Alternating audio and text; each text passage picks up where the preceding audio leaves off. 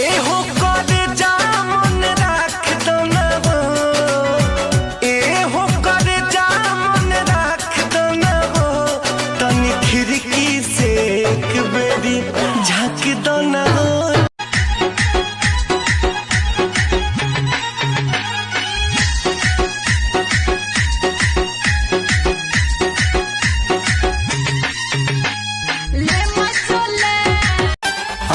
अबे कहो तैयारबा सखी हो घरे धक धक करता करे जा,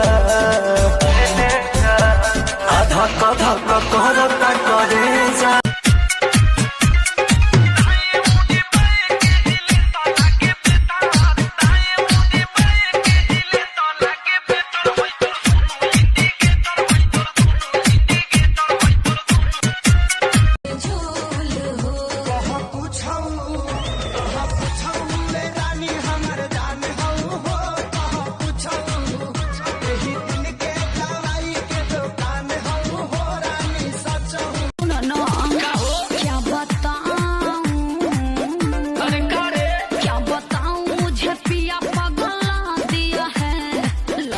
मैं कैमरा लगा दिया है, क्या बताऊं मुझे पिया हो जाओगे पागल तो प्रेम करूंगी, पहले जैसे करती थी मैं सेम करूंगी।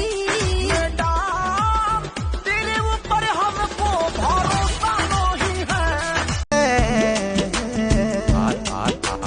फालतू जलाल तू बोलना रे फालतू, फालतू जलाल तू बोलना रे फालतू जलाल तू बोलना रे फालतू, यो खड़ा सब तेरा पाड़ न बाड़।